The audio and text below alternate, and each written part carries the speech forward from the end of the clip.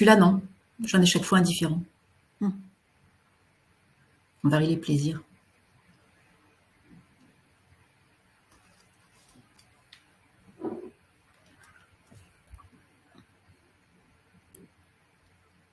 Alors, a priori, la salle est ouverte. Alors, pour ceux qui sont déjà là, bonjour. Bonjour à tous.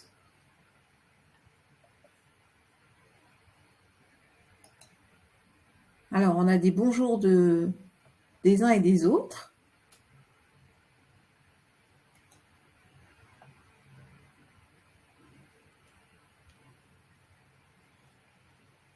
Bonjour Florence, bonjour Christine, bonjour Elena. Alors, Bonjour, d'où venez-vous? Nous sommes, voilà. Personnellement, je suis en Bretagne. Moi, je suis à Quimper. Et Sylvie? Moi, je suis en Normandie. Je suis à Rouen. Montpellier, Rennes. Ah bah voilà, l'Île-de-France. Lyon, Ok. Nancy. Île-de-France. l'Ain, nous dit Florine. Chamonix, nous dit Laurence. Pas mal.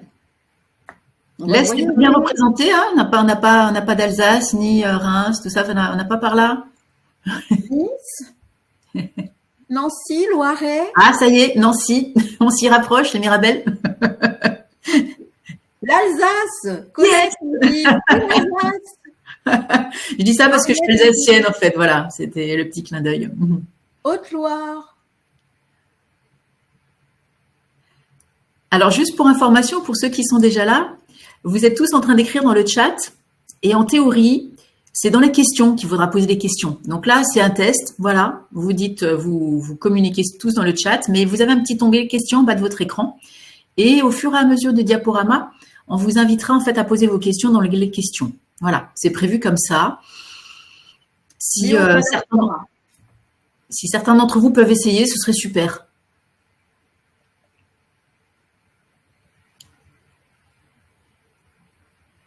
Yes. Ah, j'ai une question, 2 questions. Ça y est, les tests fonctionnent des questions. Ok, super, merci. Bon, je ne sais pas ce que t'en dis, Sylvie, on peut peut-être commencer. On peut peut-être démarrer? Ouais, on va peut-être se... Allez. Je te laisse te présenter, je me présenterai après. Alors, bonjour à tous. Donc, Sylvie Gilbert, moi, je suis référente régionale des partenariats en Normandie et je travaille sur le CEP depuis 4 ans. Bonjour, je suis Emmanuelle Diévard, donc je suis référente partenariat et promotion du Conseil en évolution professionnelle pour le Finistère. Je suis aussi conseillère en évolution professionnelle sur le terrain et je travaille depuis le démarrage, comme Sylvie, depuis 4 ans. Voilà, ça fait 4 ans que j'accompagne les gens sur ce dispositif-là aussi.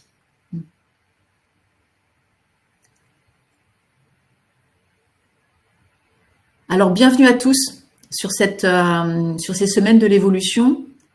Tout de suite, en préambule, vous aurez accès à ce webinaire en replay. Vous n'aurez pas accès à l'outil directement, vous aurez accès au replay après les semaines de l'évolution. Vous aurez un lien qui vous sera transmis. Et je te laisse commencer, Sylvie, pour la présentation. La présentation? Je sais pas. Les semaines de l'évolution? Ouais. Alors, ces semaines, elles sont organisées avec l'ensemble des opérateurs du CEP, l'APEC, le réseau EVA, le réseau Évolution, Groupement Évolution, la BGE, Antea, Axis.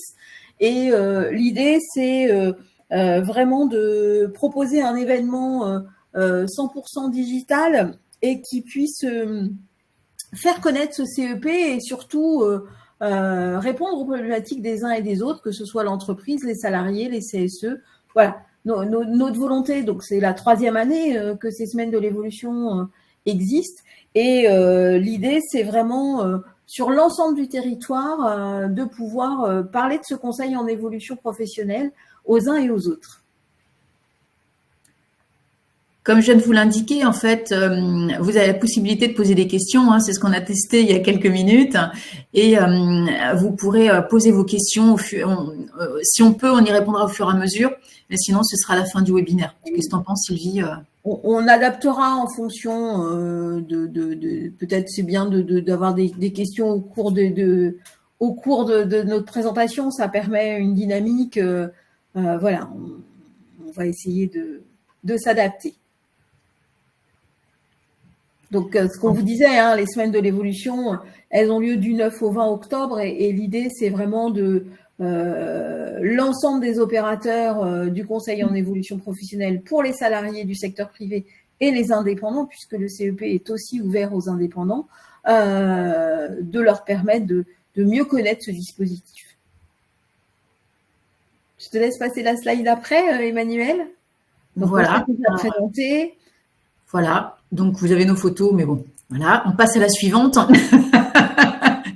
Alors peut-être dans le chat, si vous avez des questions ou des attendus particuliers sur ce webinaire, je vous invite à nous les communiquer. Vous êtes peut-être déjà un membre d'un CSE, vous avez peut-être déjà été questionné par rapport à ce CEP. Donc voilà, peut-être c'est l'occasion déjà de nous dire vos attentes en quelques mots sur ce webinaire. Nous, on va vous présenter, mais peut-être que vous avez des questions très précises et si on peut y répondre, on sera ravis d'y répondre. Effectivement, j'abonde dans le sens de Sylvie. N'hésitez pas à tout de suite poser la question. Sur le chat, sur les questions comme vous voulez.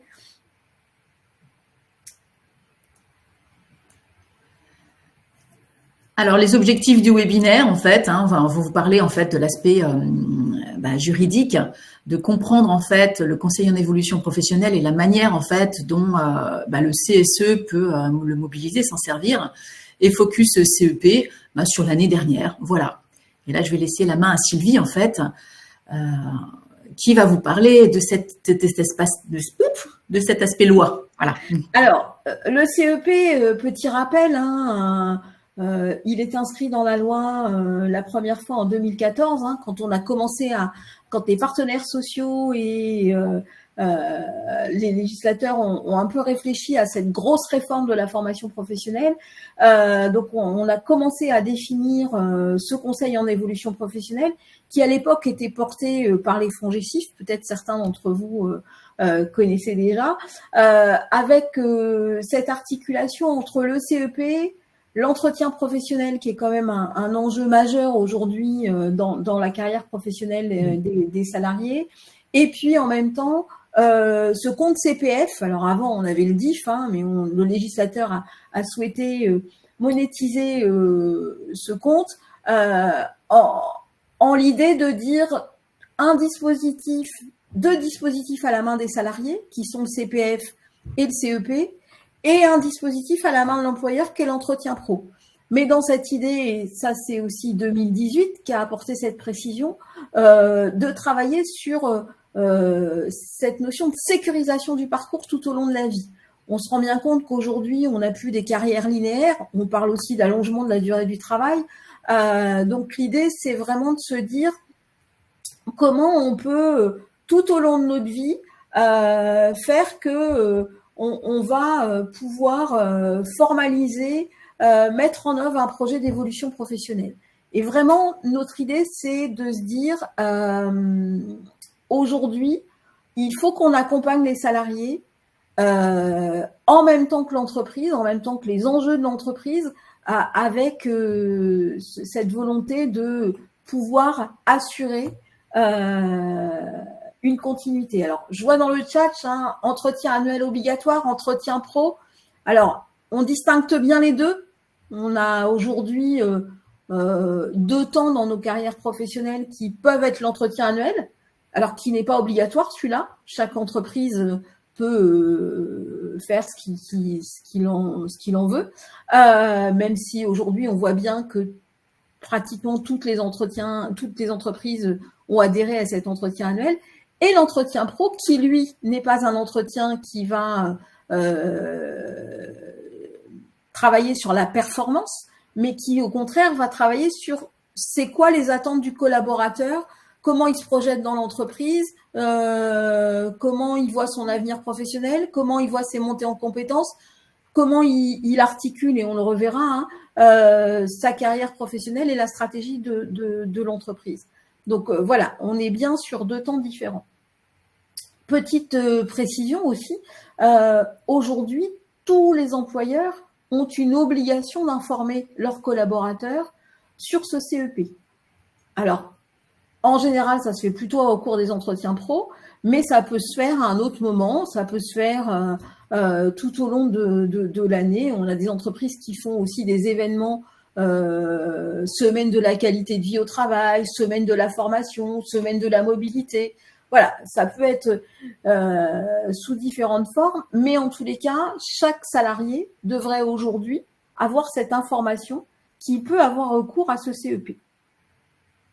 Tu complètes, Emmanuel, si… C'est vrai que en interne, en fait, dans l'entreprise, on sait qu'on a les services RH et quelquefois, moi qui rencontre beaucoup de salariés, ils me disent oui, mais les services RH c'est compliqué, font partie du CODIR quand même. Est-ce que je peux aller leur confier des choses? En théorie, oui, bien sûr.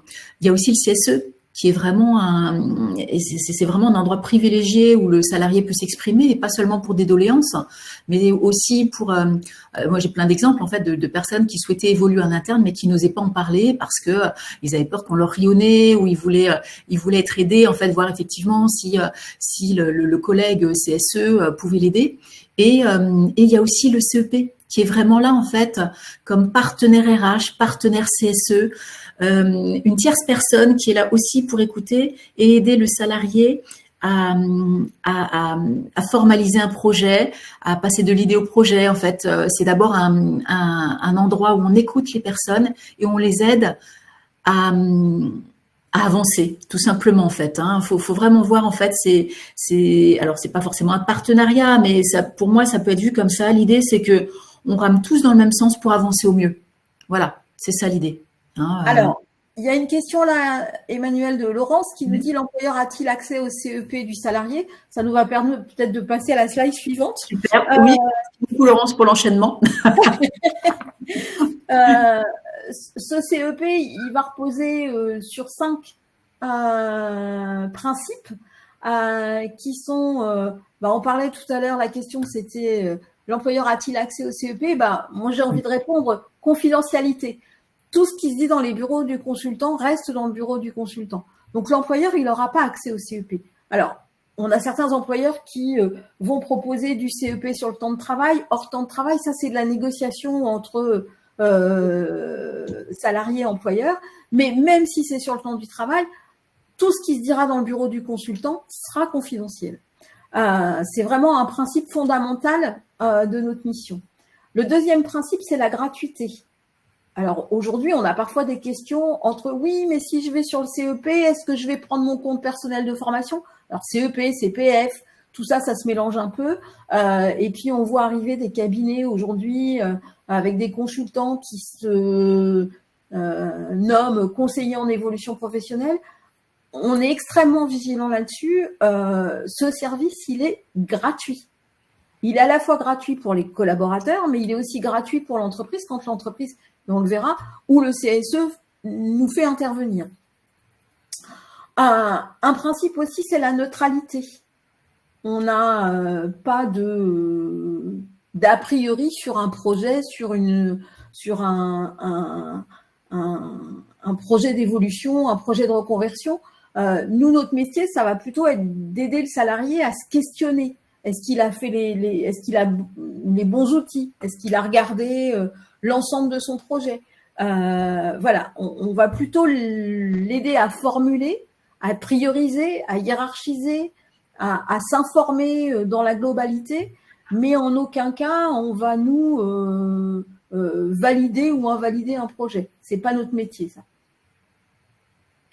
C'est vrai que la neutralité, je t'interromps Sylvie, moi j'aime bien l'illustrer par un exemple concret. Si vous me demandiez en fait un bon resto dans votre ville, la plupart des gens à cette question répondraient « Ah, je suis allée là la semaine dernière, c'était super ». Le conseiller en évolution professionnelle, il répondrait pas comme ça. Il dirait en fait « C'est quoi pour toi un bon resto? Quels sont les critères qui définissent le bon restaurant pour toi?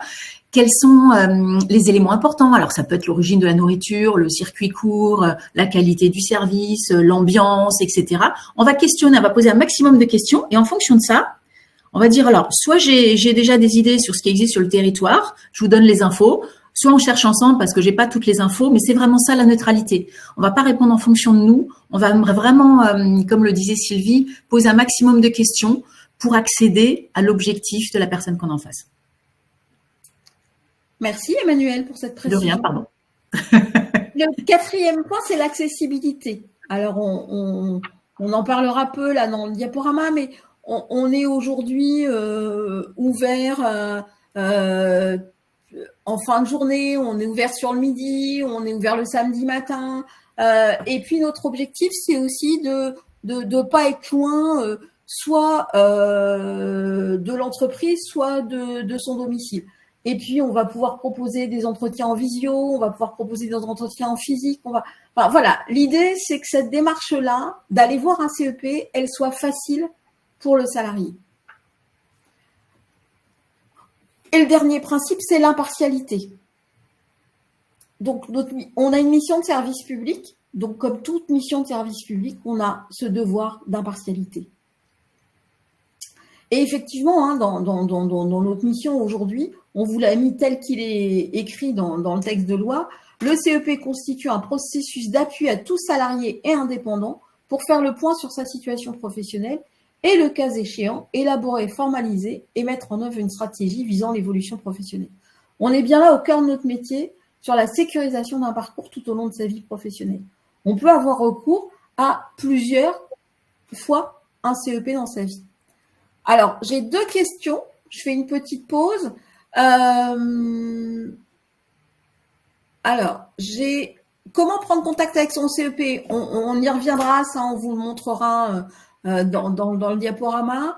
Neutralité par rapport aux organismes de formation éventuels, tout à fait. On n'a pas d'accord avec tel ou tel organisme de formation. Hein. C'est, comme le disait Emmanuel, quels critères, à quoi ça correspond, qu'est-ce qu'on va chercher. Alors, sauf éventuellement d'alerter aussi sur des notions de Calliope, sur des notions de coûts, etc., avec parfois des conséquences. Mais alors, je mets organisme de formation, je mets centre de bilan, je mets tout ça dans le même packaging. Où trouver la liste des entretiens que vous proposez aux actifs? Alors, je ne comprends pas très bien. La liste des entretiens, vous pouvez préciser?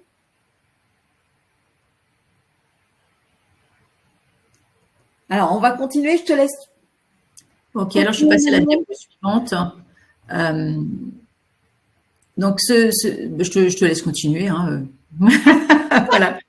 Alors, pour qui? Alors, justement, il y avait une question, le CEP est dédié uniquement aux salariés, un demandeur d'emploi peut-il y accéder? Alors, en fait, le CEP, c'est un dispositif universel pour tout le monde. Ceci étant, on a un petit peu catégorisé les choses. Pour les demandeurs d'emploi, c'est Pôle emploi qui va être habilité à délivrer ce CEP. Pour les cadres, on va plutôt s'orienter vers l'APEC. Pour les moins de 26 ans, on va s'orienter sur les missions locales. Pour les personnes en situation de handicap avec une reconnaissance RQTH où la problématique santé est vraiment un frein à une évolution professionnelle, on va plutôt s'orienter sur Cap Emploi.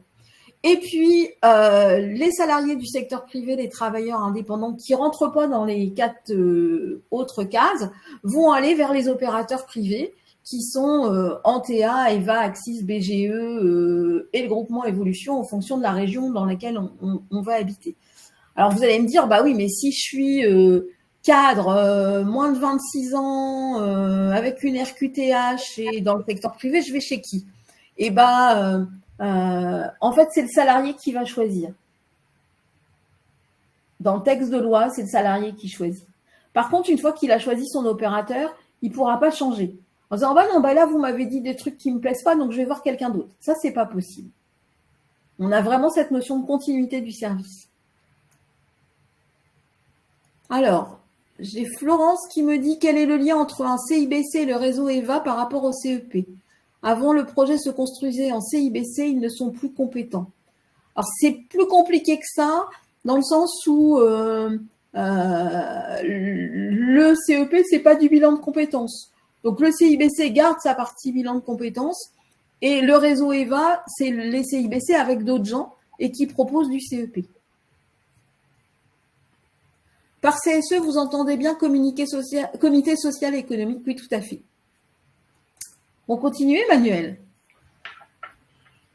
Alors, l'objectif du CEP, en fait, c'est, comme l'a bien déjà dit Sylvie, en fait, c'est vraiment l'élaboration, formalisation, la mise en œuvre d'une stratégie qui peut, selon la situation visée, alors une évolution professionnelle. Là, c'est assez facile, en fait, quelqu'un qui veut continuer sur la même voie, en fait. Voilà, c'est souvent, en fait, souvent quand on pense évolution professionnelle, on pense verticale, mais ça peut être aussi horizontal.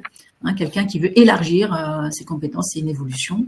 Développer des compétences, c'est pareil, en fait. C'est vraiment cette idée, en fait, d'avancer. Reconversion ou transition professionnelle, alors c'est deux notions légèrement différentes, c'est-à-dire il y en a un, c'est changer de métier complètement, et l'autre, c'est continuer à évoluer avec des compétences communes, en fait, entre celle qui était secrétaire et qui devient d'un seul coup, je sais pas, assistant de qualité. C'est deux métiers différents. Par contre, celle qui est secrétaire et qui d'un seul coup devient secrétaire comptable, bon, là, il y a voilà, c'est pas tout à fait la même chose. C'est reprise ou création d'activité. Là, en fait, on va aider déjà pour peu importe le projet, on va toujours questionner la personne pour savoir où est-ce qu'elle en est de ce projet. Et pour la reprise ou création d'activité, on ne va pas se substituer à une chambre consulaire, c'est-à-dire les chambres des métiers, chambres de commerce ou autres sur le territoire. On va en fait les aider en amont à se questionner, savoir où est-ce qu'ils en sont, et les aider à trouver des outils voilà, on va les aider à savoir où est-ce qu'ils en sont de leur projet, quelle étape ils sont. On peut leur donner, en fait, quand on est accompagné par un conseiller en évolution professionnelle, on a accès à une base de données élargie sur laquelle, en fait, vous avez gratuitement toujours accès à des fiches conseils. Par exemple, en fait, il y a les 10 étapes pour entreprendre, pour cet exemple-là. Mais vous avez aussi des webinaires, en fait, qui sont accessibles. Vous avez aussi des fiches d'exercice.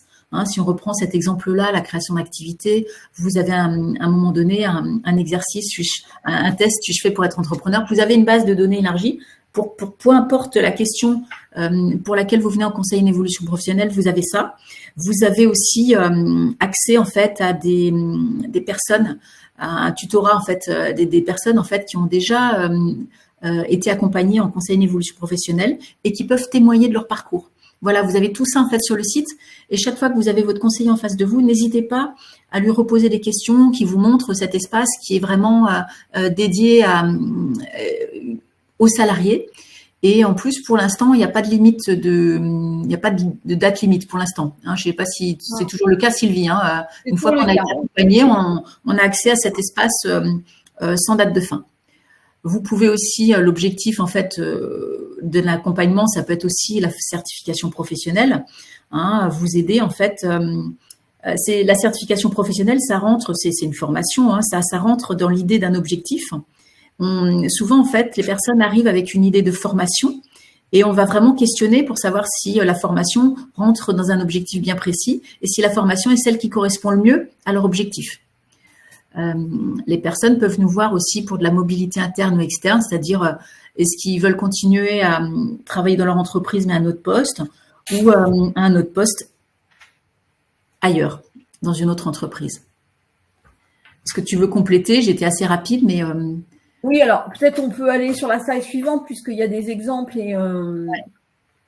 Donc effectivement, comme disait Emmanuel, on a des questions qui peuvent être très très différentes en fonction des parcours des uns et des autres. On va travailler à la fois sur le développement des compétences. Aujourd'hui, on parle de compétences, j'ai envie de dire, tout le temps. Pas toujours simple d'identifier ces compétences, d'identifier ce qu'on peut faire de ces compétences. Est-ce qu'elles sont transférables, pas transférables? Est-ce qu'il m'en manque? Est-ce que je dois compléter, etc. Donc, pas facile aussi. On a tous été sollicités là par les organismes de formation dans le cadre du CPF. Qu'est-ce que je choisis? Pourquoi? Comment? Est-ce que la formation correspond exactement à ce que je vais avoir besoin? Donc voilà, ça peut être des choses qu'on va aller travailler avec les salariés. On parlait tout à l'heure de changer de métier. C'est quoi les étapes? Parce qu'on ne change pas de métier en claquement de doigts. Il y a des étapes parfois souvent qui sont indispensables. On peut aussi rencontrer des gens, et là on est avec peut-être des élus de CSE et qui se disent bah tiens, moi ma casquette d'élu, j'en ferais bien quelque chose parce que finalement j'ai des compétences nouvelles, comment je pourrais les transférer sur un métier autre. Voilà, ça peut faire partie aussi parfois de nos missions. On peut aussi parfois se questionner en se disant bah finalement ça fait 10 ans que je suis dans l'entreprise, je sais plus trop ce que je vaux sur le marché de l'emploi. Est-ce que j'ai des choses que je pourrais renégocier, réévaluer, voilà. Et puis on a aussi parfois des situations où les gens ne peuvent plus exercer leur métier pour des problématiques de santé. Et ben là, ils sont contraints de changer et d'avoir cette nécessité d'un accompagnement. Ça peut être aussi, parfois, j'ai envie d'évoluer dans mon entreprise. Emmanuel disait tout à l'heure, on a certains collaborateurs qui ont des doutes, des craintes à poser des questions sur l'entreprise, sur éventuellement vers quoi je pourrais aller, etc. Donc, tout ça, c'est de la formalisation. Et donc, notre métier, c'est vraiment d'accompagner les salariés à mieux poursuivre leur carrière professionnelle. C'est ça. Moi, il y a 2 mots que j'utilise quasiment au quotidien, c'est faciliter, sécuriser. Voilà, on a un peu l'huile dans le moteur, on essaye de faire en sorte que ça se passe bien et que ce soit plus facile pour les personnes et sécuriser, qu'elles atteignent leur objectif sans trop de crainte. Voilà. Et puis de sécuriser en se disant aussi que, je pense par exemple à la création d'entreprise ou de se dire, aujourd'hui je m'imagine, voilà, développer mon activité, etc. C'est vraiment que on se mette toutes les gages de réussite et que, pareil sur une formation, on sait que démarrer une formation c'est un investissement à la fois financier, mais c'est aussi un investissement temps. Donc c'est vraiment de s'assurer que toutes ces étapes-là, elles sont nécessaires et qu'elles sont dans des conditions de réussite au maximum. Et de vérifier effectivement que, je vais vous donner un exemple concret, j'avais une personne qui est venue me voir parce que pendant ses congés, elle remplaçait l'assistante qualité de l'entreprise. Et son objectif, c'était de devenir assistante qualité. Ok, donc je lui ai demandé est-ce qu'elle l'a remplacée partiellement ou pour partie de ses fonctions. Elle avait eu du mal à répondre. Du coup, on a vraiment travaillé d'abord les compétences. Elle a vérifié en interne. Elle travaillait pas sur l'intégralité du poste. Bref, et elle a parlé en fait de son CV d'évolution en interne. Elle a questionné, savoir si effectivement ça nécessitait de passer par une formation ou est-ce que elle pouvait exercer ce métier en interne avec les compétences actuelles. En interne, il n'y avait pas de poste vacant.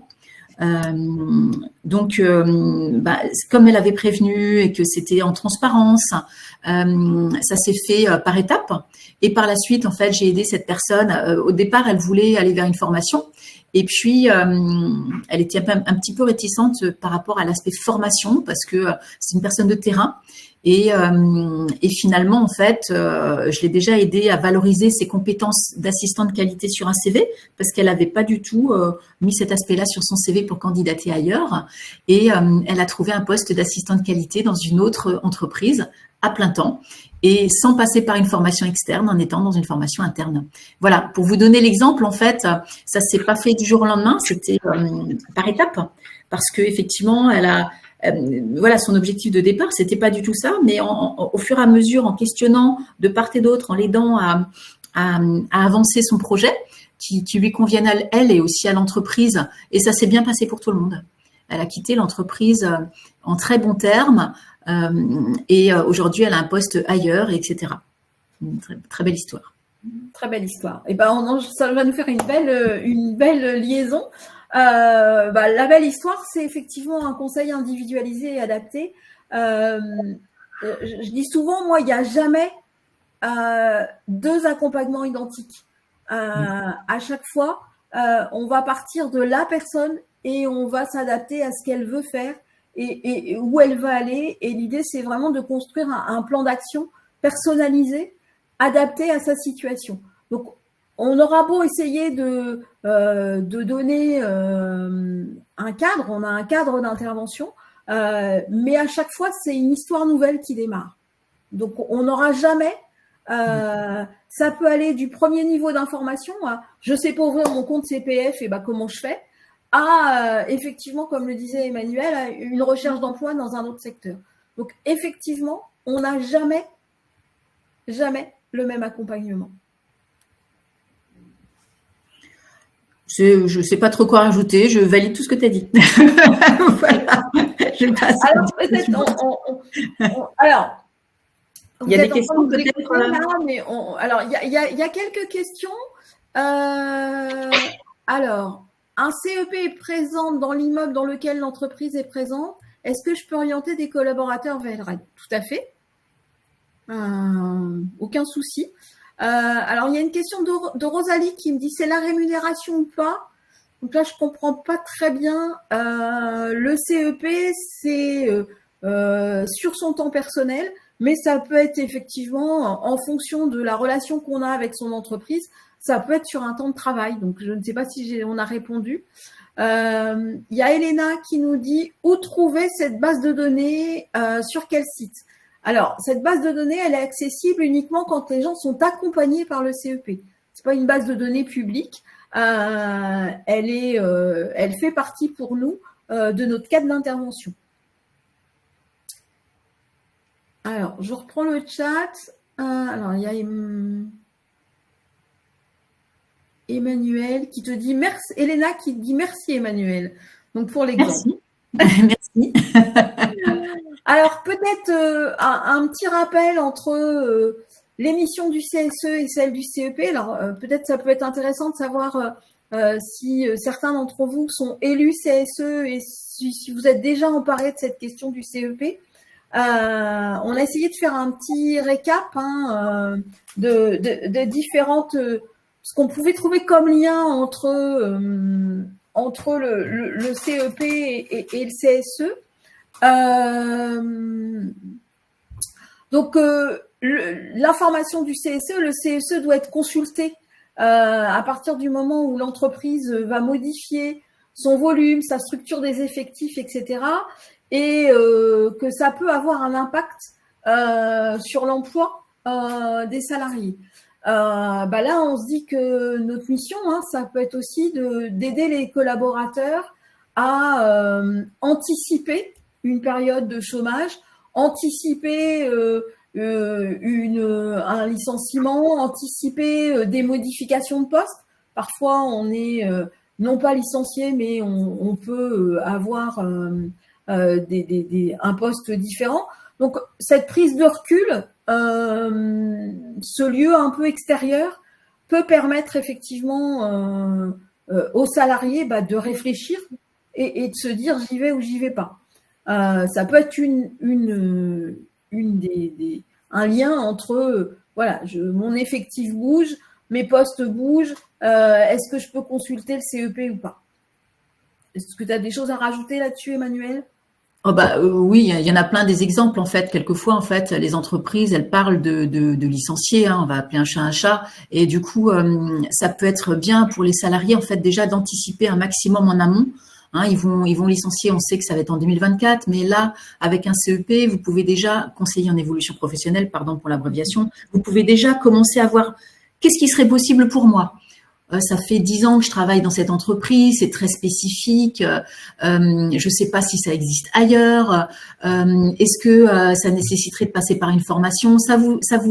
En fait, d'anticiper, en fait, ça vous permet déjà de projeter sur quelque chose de très concret, très factuel, en fait, avec un conseiller. Et c'est pas parce que, comme l'a dit Sylvie tout à l'heure, c'est pas parce que vous avez sollicité un conseiller, par exemple, sur de la recherche d'emploi en externe, et puis après, vous avez un autre projet, vous pourrez toujours reconsulter le conseiller. C'est pas limité, d'accord? Alors, effectivement, on peut pas avoir ad vitam aeternam, mais par exemple, là, vous avez un premier projet d'évolution externe, vous voulez voir ce qui se passe à l'extérieur de l'entreprise et comment y aller pour votre situation avec votre actualité et votre parcours. Vous pouvez consulter un conseiller en évolution professionnelle et par la suite, si vous avez un autre projet d'évolution interne, ce sera un autre projet, vous pourriez ressolliciter un conseiller en évolution professionnelle. Mais effectivement, anticiper, c'est vraiment un instant clé. Et quelquefois, en fait, les salariés, et même souvent, des salariés viennent me voir parce qu'il y a eu un élément déclencheur. Voilà, il y a une annonce qui est faite dans l'entreprise, ça fait peur. Donc, d'échanger avec une tierce personne, ça permet de faire le point sur sa situation à l'instant T, sur ses compétences, et même s'il n'y a pas forcément de projet de quitter l'entreprise, mais faire un point aujourd'hui, voilà. Hein, moi, j'aime bien les métaphores, en fait. Aujourd'hui, avec ce que j'ai dans le frigo, qu'est-ce que je peux faire à manger voilà, qu'est-ce que je peux faire à manger avec un peu de créativité avant de faire une grosse liste de courses et d'essayer de chercher ailleurs. Voilà, on peut aider la personne à valoriser les produits qu'elle a dans le frigo pour faire des trucs auxquels elle n'aurait pas pensé. Mais on va d'abord la questionner pour savoir effectivement si elle veut plus aller dans l'originalité, plus dans le classique, etc. Mais on va l'aider. Donc effectivement, il y a plein d'exemples en fait où la personne, quelquefois elle vient avec une problématique très précise, d'autres fois pas. Et c'est bien d'aller voir un conseiller un instant T pour faire le point, parce qu'en entreprise, c'est pas toujours facile. Et c'est là aussi, et je rebondis, hein, Emmanuel, c'est là aussi où le rôle du CSE, il peut être important, de communiquer autour du CEP. C'est-à-dire que vous, en tant que CSE, vous allez avoir l'information qu'éventuellement, il peut y avoir des modifications dans la structure des effectifs. Et peut-être, dès le démarrage, d'inciter effectivement vos collègues à venir nous voir. Un autre aspect qui nous semble important, c'est que dans le cadre de vos missions du CSE, vous êtes amené à travailler sur le plan de développement des compétences, à valider ce plan de développement des compétences. Donc, qui dit plan de développement de compétences dit formation, dit VAE, dit éventuellement bilan de compétences, etc. Et là aussi, peut-être que de parler à ses collègues en disant est-ce que tu as bien choisi la bonne formation? Est-ce que alors aujourd'hui on parle de choses hybrides, hein. On peut faire un petit bout de VAE, un petit bout de formation, un petit bout d'AFES. Enfin voilà, on a tout un jargon très technique, très complexe, mais qui permettent parfois de faire des choses pertinentes. Et là aussi, peut-être que on a parfois en entreprise, on entend parfois en nous disant oui, mais les salariés ils veulent pas aller en formation. Peut-être qu'ils veulent pas y aller parce que ils ont peur et que là aussi, en tant que CSE, il y a peut-être il y a peut-être une mission de dire peut-être que tout seul c'est trop complexe et tu peux pas t'en sortir. Va voir un CEP et sur un CEP on va t'aider, on va t'accompagner parce que parfois on sait plus par où prendre le problème. Donc, ça peut être important. Oui, effectivement, pardon Sylvie, pour la VAE ou le bilan de compétences, souvent, ça peut paraître nébuleux de l'extérieur. Nous, on est dans la thématique, donc ça peut paraître simple. Mais c'est vrai que pour les gens de l'extérieur, souvent, ça fait une espèce de gros brouillard. Oh, ça va être long, je vais pas y arriver. Et nous, on est vraiment là pour vous aider à identifier les différentes étapes, une après l'autre, comme un escalier, avec quelques marches à monter. Il n'y en a jamais tant que ça, finalement. et d'essayer de vous simplifier déjà cette perception de la VAE ou du bilan de compétences ou des parcours hybrides, comme a dit Sylvie. Et ça, c'est vraiment important parce que c'est vrai que c'est comme tout. Quand on connaît pas, ça paraît compliqué, comme un chemin qu'on prend la première fois. Oh là là, je vais pas me souvenir, première à droite, deuxième à gauche, machin. Ouf. Alors que quand on a quelqu'un qui il vous tient pas la main, mais il vous répète, t'inquiète pas, t'as un GPS, là je te le donne. Et nous on est un peu ça, on est un peu le GPS qui va vous accompagner pour simplifier tout ça. Et puis même à la limite, vous essayez, c'est pas possible, on essaye autre chose. Et puis j'ai envie de dire, on est là pour vous rassurer. On est toujours là, on est le fil rouge de cet accompagnement. On va peut-être aller un peu parce que je vois qu'il est dit, on avance un petit peu. Pardon, on est aussi, on va travailler sur l'usure professionnelle. Aujourd'hui, on parle d'allongement de la durée du travail. On a certains métiers où on sait que ça va être compliqué de les faire jusqu'à 64, 65, 67.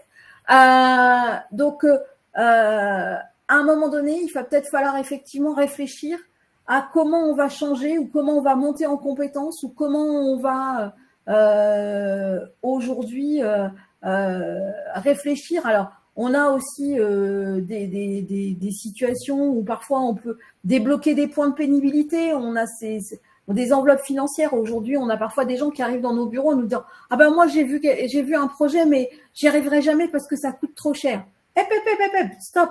On va essayer de trouver des solutions.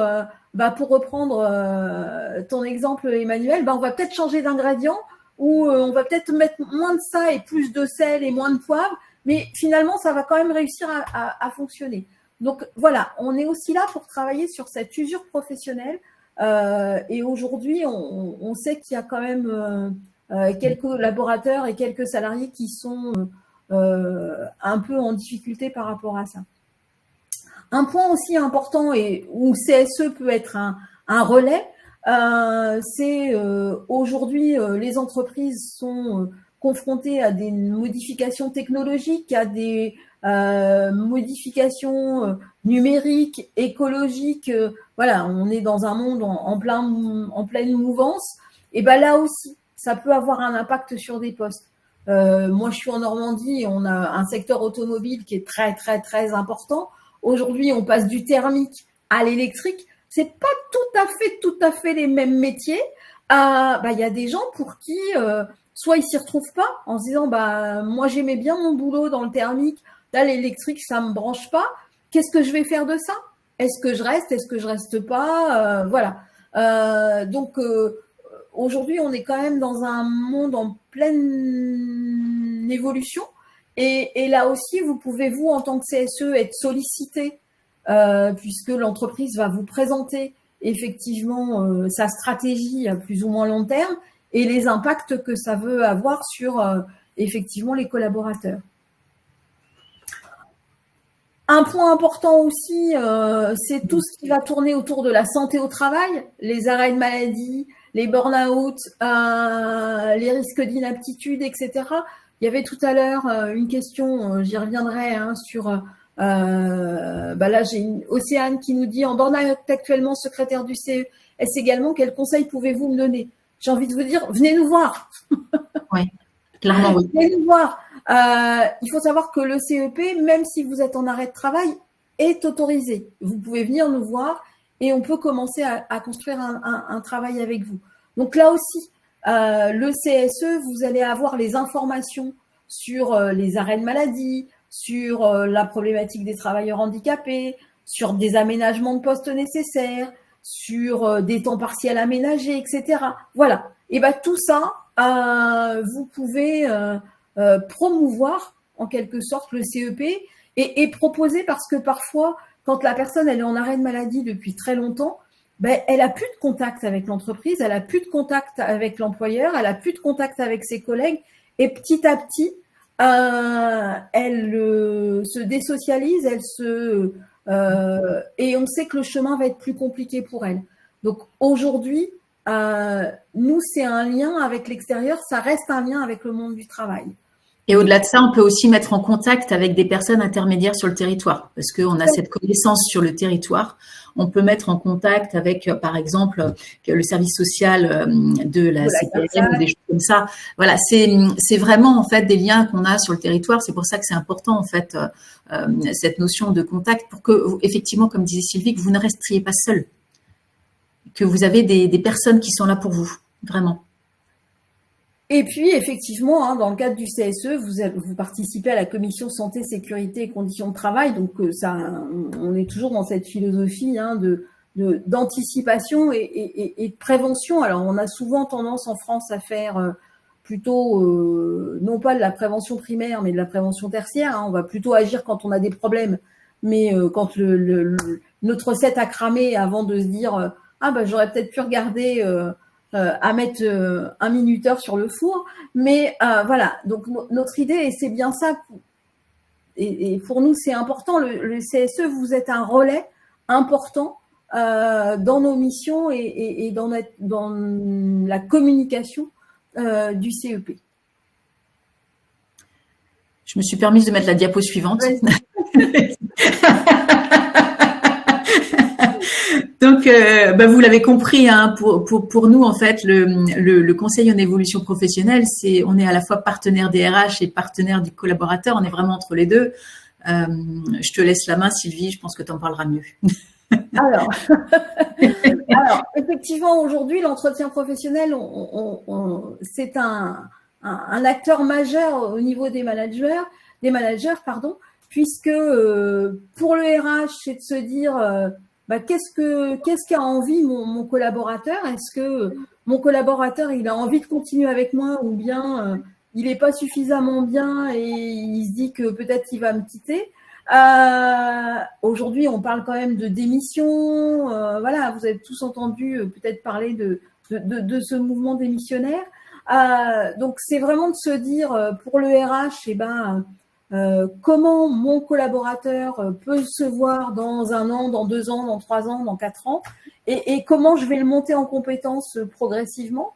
Et puis lui, pour le collaborateur, pour le salarié, c'est vraiment de se dire, c'est un moment fort de se dire, qu'est-ce que j'ai envie de faire dans cette entreprise? Est-ce que je suis toujours en adéquation? Est-ce que mes valeurs correspondent? Est-ce que je me projette encore à moyen ou à long terme?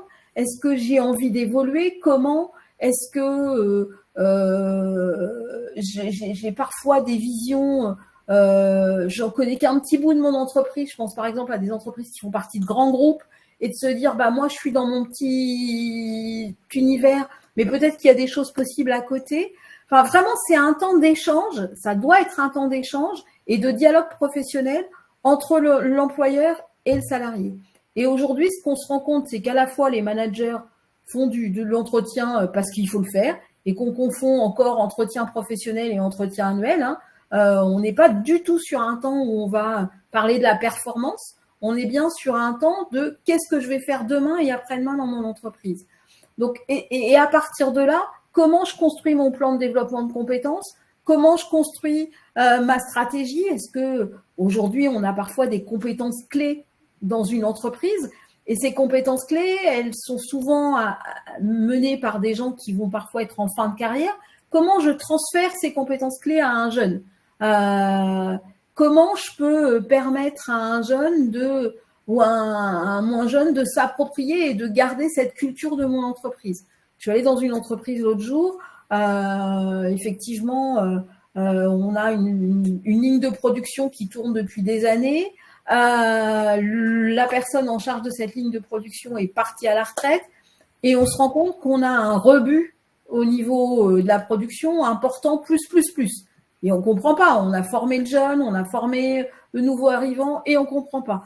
Et puis finalement, on rappelle l'ancien salarié en disant je ne comprends pas, qu'est-ce qui se passe? Et là, la personne dit non, mais la cale, vous avez enlevé la cale de la machine. Si vous enlevez cette cale, ça ne marche pas. Ça, personne ne le sait dans l'entreprise. Donc, il faut bien à un moment donné qu'on arrive à transmettre tous ces petits gestes, ces petits savoirs, etc., que les uns et les autres, on peut avoir au fil de notre expérience. Et comment je le valorise aussi, à la fois auprès des collaborateurs et à la fois du manager. Donc, tout ça, c'est des temps importants et c'est des temps où on va se poser. L'entretien professionnel, c'est un temps où on va prendre un peu de distance. Alors, on sait que ça peut marcher, mais pour ça, il faut à la fois que les managers soient formés à l'entretien professionnel, mais il faut aussi que les salariés préparent cet entretien professionnel pour être acteurs et de se dire comment moi, qu'est-ce que j'ai à dire sur ce temps-là qui m'appartient. Et le CEP, on a un rôle à jouer là-dessus. C'est vraiment important en fait. Souvent en fait, les personnes disent mais moi. Je suis juste vendeuse ou je suis juste ça. Attendez, on va faire le point sur tout ce que vous savez faire. On fait vraiment un point et un audit de la personne à l'instant T entre ce qu'elle faisait en arrivant et ce qu'elle est capable de faire aujourd'hui et toutes les missions qu'elle accomplit aujourd'hui. Et souvent déjà de faire ce point avec la personne, elle se sent mieux parce qu'elle n'avait pas pris conscience de tout ce qu'elle sait faire. Et après en fait, comme l'a dit tout juste Sylvie, c'est vrai que en fait d'une situation qu'on vit parce qu'on est dedans et puis on fait avec, on est dans le bus et on est dans le bus, on est avec le groupe.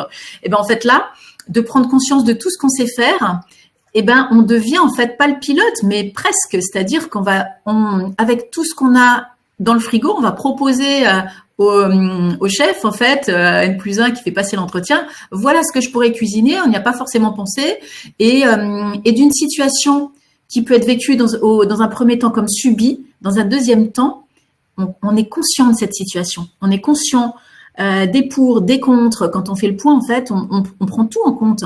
Et on aide la personne à faire c'est vraiment global. C'est pas seulement sur les compétences, mais sur les avantages, tout ça. Et du coup, la personne, eh ben, c'est plus du tout pareil. Il y a des personnes, quelquefois, qui disent, ah oui, mais j'avais pas pensé à ça, ça non plus. Et au début, j'avais pour idée de partir, mais finalement, cette entreprise, elle est pas si mal. Parce que c'est vrai que grâce à vous, j'ai fait des stages dans d'autres entreprises, sur d'autres métiers, j'ai vu, eh ben, finalement, je suis pas si mal où je suis. Parce que c'est vrai que on l'a pas dit encore, et si vous le savez pas, c'est très important. Le CEP peut vous permettre aussi de mettre en place des périodes d'observation dans d'autres entreprises. Dans le jargon, on appelle ça PMSNP, période de mise en situation au milieu professionnel. C'est un stage, hein, voilà. Mais ça vous permet d'être couvert et vous pouvez faire ce stage pour découvrir un autre métier. Alors, soit en continu, soit en discontinu, c'est-à-dire, par exemple, vous travaillez pas le mercredi après-midi, mais vous pouvez faire plusieurs mercredis après-midi ou plusieurs samedis, ou alors vous prenez sur quelques jours de congé. Mais voilà, ça vous permet en fait, voilà, de faire le point sur votre situation. Ça vous permet d'en prendre conscience et de pas subir, mais d'agir, d'être dedans. Je sais pas si j'ai été clair, j'espère en tout cas. Oui, Emmanuel, j'accélère un petit peu parce qu'il nous reste 10 minutes et Oui. on a encore quelques slides et on a des questions. Alors, vous l'aurez bien compris, hein, on est vraiment sur cette notion de convergence entre projets d'entreprise et projets individuels. Il y avait dans le chat des choses autour de la GEPP, la notion aussi d'anticipation, de performance. Hein. L'entretien annuel, c'est là où on va parler de performance et c'est là où éventuellement on va calculer l'augmentation, la prime. L'entretien pro, on est plus sur qu'est-ce que je vais faire demain dans mon entreprise. Donc, on est sur un autre niveau d'anticipation. Je te propose d'avancer, Emmanuel. Donc, des chiffres, je te laisse la parole. Alors bon, c'est simple. Hein. En 2020, quand ce service a commencé, il y a eu 102 131 personnes accompagnées. Et l'année dernière, en fait, en 2022, 155 900. Vous voyez, il y a une croissance constante. N'hésitez pas à communiquer sur ce service parce que vraiment, ça permet aux gens de faire le point, d'évoluer, etc. Continuez à communiquer, c'est important pour vous, pour prendre en main votre parcours pro. Et puis peut-être d'expliquer aussi, alors effectivement prendre un rendez-vous, il y avait une question tout à l'heure, hein. En fait on a des numéros verts, il y a une plateforme moncep.org et vous pouvez sur ce site internet trouver notre conseiller. C'est relativement simple et dessus vous aurez de toute façon sur ces plateformes l'ensemble des coordonnées des responsables partenariats régionaux, etc. Donc si vous avez des questions, n'hésitez pas à envoyer un petit mail. Là-dessus, il n'y a pas trop de soucis. Je voulais juste revenir sur une slide, sur la slide 16, Emmanuel. Oui, je l'ai trop vite, pardon, je n'ai pas fait exprès, excusez-moi. C'est pas grave.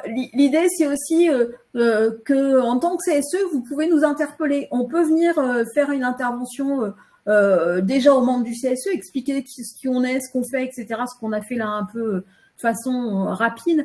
On a aussi des kits de communication qu'on peut vous mettre à disposition. Donc voilà, n'hésitez pas à nous interpeller parce que parfois, on a eu plusieurs questions sur est-ce que il y aura le document. Non, ça sera disponible en replay, mais sur la plateforme du CEP moncep.org, vous avez toutes les coordonnées des responsables partenariats, pardon. Donc n'hésitez pas parce que on peut vous mettre à disposition des flyers, des affiches, etc., etc. Je propose qu'on prenne les quelques minutes qui nous restent pour peut-être répondre à des questions qu'on a un peu laissées de côté. Alors, il y a Arnaud qui nous dit promouvoir le CEP ne risque-t-il pas d'accélérer l'attrition? La quoi? L'attrition, alors je connais pas ce mot, pardon. Moi non plus. Donc, alors, je suis professeur de musique, je voulais orienter une étude en informatique. Alors, vous pouvez bénéficier du CEP si vous, en tant que professeur de musique, vous avez un contrat de droit privé, puisque le CEP, aujourd'hui, ne s'adresse qu'aux salariés du secteur privé et aux indépendants. Alors, on a quelques cas de personnes qui sont dans la fonction publique, mais qui ont un contrat de travail de droit privé.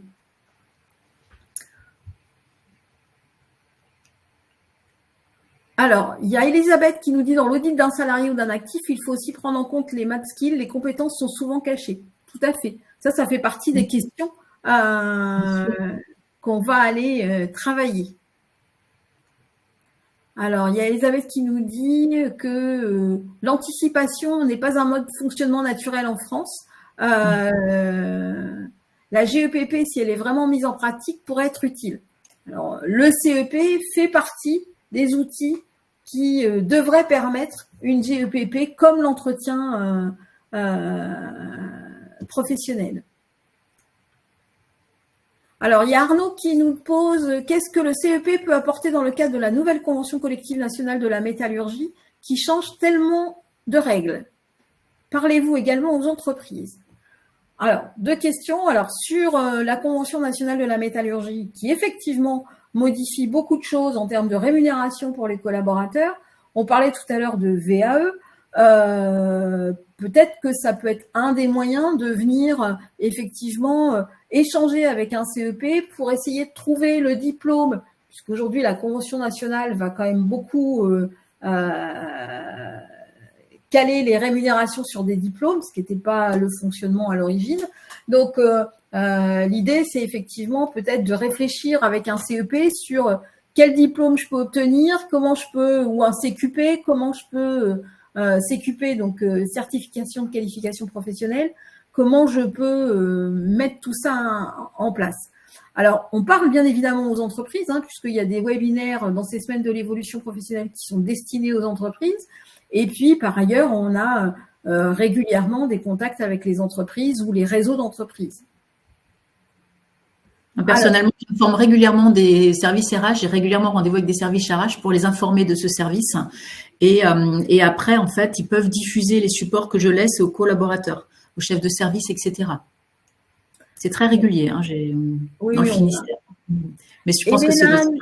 Nous dit, je suis en formation afin de devenir CEP. Avez-vous des outils, des ressources qui peuvent m'aider à trouver des plans d'action bénéficiaires? Avez-vous une méthode de travail? Alors, on a une méthode de travail. On a un cadre qui est défini par la loi, mais après, comme on disait tout à l'heure, on va personnaliser le service à chacun, à chaque salarié, à chaque demande. Donc, des plans d'action, ils vont se co-construire avec le bénéficiaire. Ouais.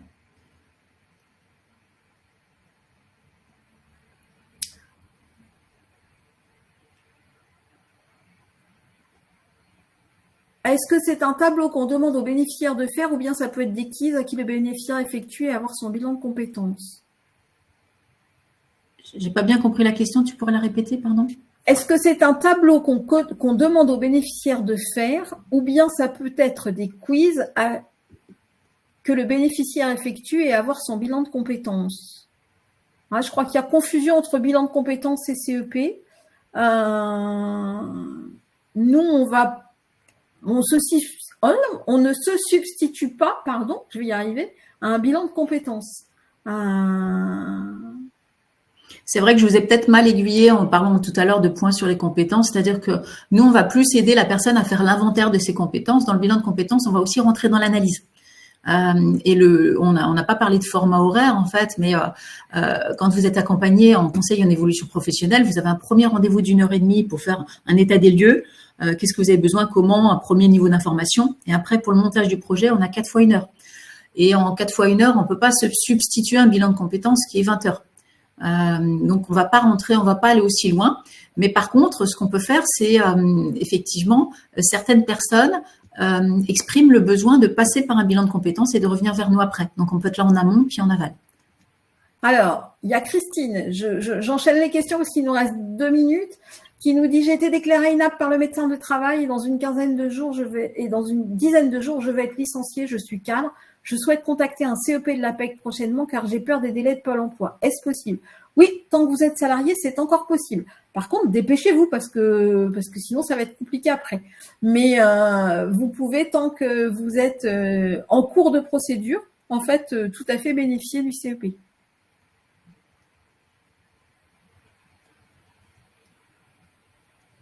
Après, je crois que les autres questions, on les a traitées au fur et à mesure. Tu as regardé aussi dans le chat éventuellement s'il y avait… J'ai regardé dans le chat. C'est plutôt des gens qui nous disent au revoir parce qu'ils sont… Ok. On nous souhaite bonne journée, voilà. Merci en tout cas. Merci à vous pour ces échanges. On espère avoir répondu à toutes vos questions et que ces éléments que ces éléments ont pu vous aiguiller. En tout cas, je vous souhaite à tous une belle évolution, tant perso que pro d'ailleurs, parce que c'est global. Et aussi une belle journée. Hein, été indien, il paraît qu'il fait beau partout. Donc, belle journée à vous.